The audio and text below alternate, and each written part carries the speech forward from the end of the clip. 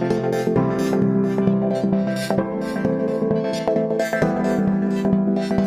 everyone, welcome to another video by myself, Andrew DFT. And of course this is part 3 of the Titanfall 2 Cosplay helmet tutorial. Now of course by this stage we have most of the helmet done. All we're going to do in this part is really build up some of that additional detail that sits on the top ridge and then go ahead and put the installation of the visor in. And to get you guys hyped, this is exactly what you should have by the end of the video. Everything all sitting in there nicely with all the detail raised and placed on where needed. But with that said, let's jump right in and continue the build. Alright, so jumping right in, we'll go ahead and grab this template. You're then going to cut from this template the internal rectangle out, which has all the other smaller rectangles. You're then going to make 2 pieces of foam, one for the left side and one for the right. Then you're going to cut apart and break away all these internal segments and then transfer them on using the template as a negative spacing. Once we have the foam, we're actually going to add a depth line halfway through it because we're actually going to cut this piece in half. But before we cut it in half, we're actually going to go ahead and score all these individual lines. Remember, that's cutting the skin of the surface of the foam, not cutting all the way through. Then you can grab the nice sharp blade and cut the whole piece of foam in half, thus making it a lot thinner, so we can then use the template to lay out where exactly this is going to sit, using some markers to help us glue it into position, and it should wrap around and sit in there perfectly. Of course, all the detail we've done via the scoring will come to light when we heat it up. Now to add all these smaller pieces, we're actually going to break them apart from the main center template you can see here. You're going to cut out those templates marked on screen, these individual pieces, and then you can transfer them on to some thinner foam. I'm using about 3mm foam here, and it will give us a nice little raised edge. Then you can go ahead and trace exactly where some of these should sit. So then once we've got, of course, the thinner foam cut out, we can go ahead and glue them into position. Just use the video at the moment for the reference. Then you're going to cut out this piece marked here. This is going to be a part that sits on top of the helmet in between all these details. So what you're going to do is use the template to mark a thicker one onto the foam and then break apart the internal rectangle and actually make another piece of foam. These are going to be 2 pieces that we're just going to simply glue on top of each other and then put on to the helmet. Now of course you can make this a bit more detailed if you wish, but for now it sits there perfectly fine right dead smack in the middle. Now of course we've got this peculiar design that sits at the bridge of the tip of the helmet. So what we'll do is we'll simply follow the same process, cut the templates out, transfer them all onto the foam, so that way we have them all at that thickness. Then what we're going to do is you can either manually do this or you can use the templates as a guide, transfer all these lines that you can see marked here onto the foam, as of course they're marked on the template. Then what you're going to do is go ahead and score all those lines, that way these will all give some detail when we run the heat over the entire design in the end. Now these 2 segments you can see here are going to be the kind of placeholders that hold this segment on.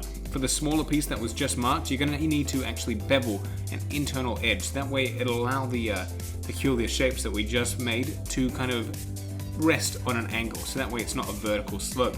Then simply glue all the pieces together, put that dead center, and you should have this nice piece here. If that didn't make sense, just rewatch it again, even slow it down using the YouTube feature if you need, or just look at these reference photos here. Then once you've got it all set and it's all cured, you can simply glue it right behind those pieces you can currently see that we did earlier, and then just chuck in the last final piece of the smaller foam in between those 2. Now what you're going to do is cut these shapes you can currently see. They're not marked on templates, so you're just going to use these as reference. These are going to be little tiny details that are going to sit on that peculiar piece that we just completed, and like you can see here, I'm just putting that nice little rectangle of the smaller 3mm foam or so, and then smaller tiny pieces of the foam, which of course I cut in half to sit there nicely. Now we're going to go back to the templates and grab the section marked there, and we're going to make 3 new layers out of the foam. You can then of course transfer them on, and you want to cut them out as best as you can because we're going to need to glue them together. You want to make sure the seams are, well, as clean as possible. Now what you'll do is if you look at the template, you'll see we have these bevel line indicators. So what we'll do is we'll add that bevel line to both the sides on each side, I guess, and then go ahead at a depth line and then simply cut them out. Now remember, you are cutting 4 sides on the longer one, not the shorter. So that way it should be a nice, relatively curved piece. Now what you can do is grab a little piece of foam, something like that size, a little square, and simply glue it on the base. This isn't marked out as a template, so you'll need to use this video as the reference, and then just use that to glue the sections together so it looks relatively cool. Now you will notice on my one, my original, I have a bit more detail, but we can achieve that by using some smaller 3mm foam. So if you want to make the exact replicas that you can see on screen, and then you can simply glue them into the positions that are marked here on the video and do that yourself, or completely customize it and change it how you wish or want. And now of course we're going to go back to that template. So So what we're going to do is grab this circle piece and we're going to make 4 of them. Now you want to cut them out as best as you can because we are going to need to stack them on each other, so that'll be 2 on each side. Now what you will realize is, of course, you will have some inconsistencies, but don't worry, we can cover that up using a technique which I will show you later, which I literally just mentioned. But for now what we'll do is we'll grab the template and cut it inside, so that way we have this perimeter line given. Now that's of course a bevel line, so we'll need to add a depth line as well, and then very carefully, without injuring your fingers, go around the shape on just one side of them on both of them, and bevel off those edges just to make it less vertical and make it a bit more 3D. Then what you can do is take the heat gun to it and actually heat it up. This will really condense the foam and make what, at the moment, you can see the rigid lines prior to the heat, to now the heated version, a lot more smooth and rounded and kind of hide those rough edges. And of course, like I mentioned before, you can use a technique to actually cover them, so that way it's seamless and it gives you a nice piece of detail. You can use the thumbnail above. If you want to go to that video, it'll open up in a new tab, but watch it maybe after this one.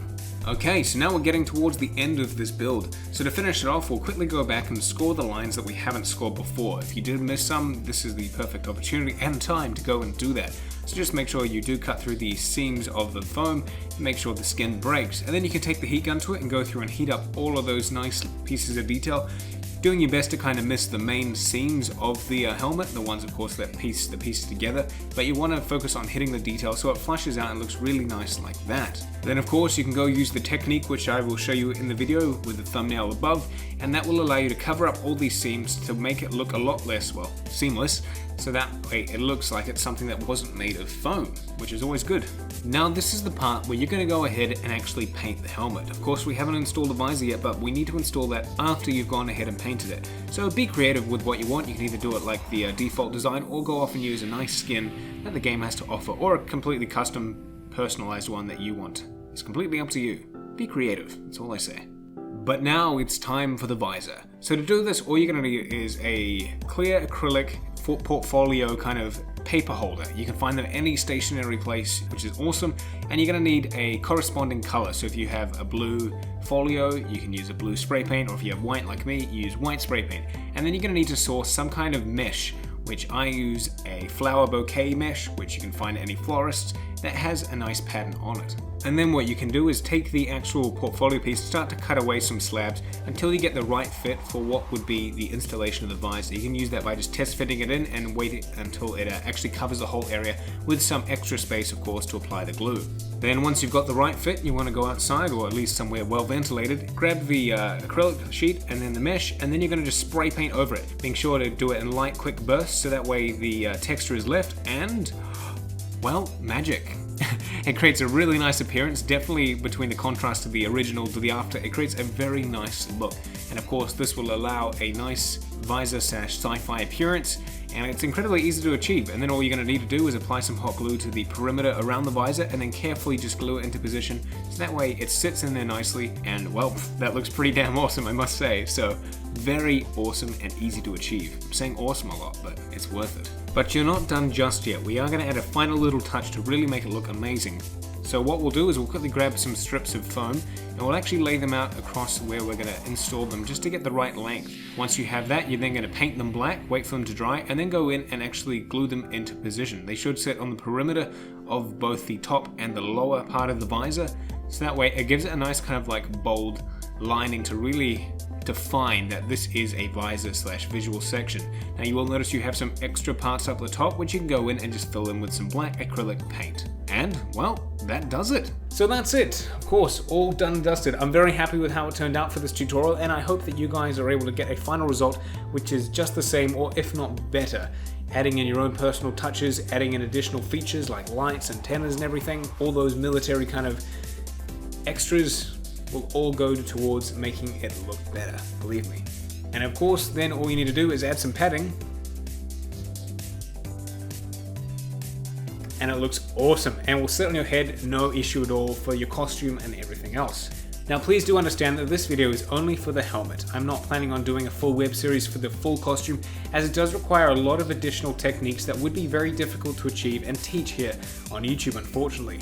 But with that said, I will rig up a PDF document which you can obtain at some point soon via my Facebook fan page, which if you want to go there, you can of course get the link in the description box below, where I'll put out some additional features and who knows, might be able to rig up some templates to allow for some easier constructions on some of the armor plating that will give you a nice in-depth breakdown on how I actually put together my costume, so you can at least have a head start in the right direction for making your own.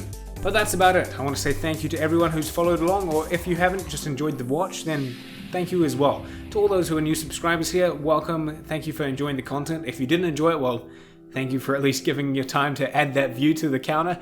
I'm kidding.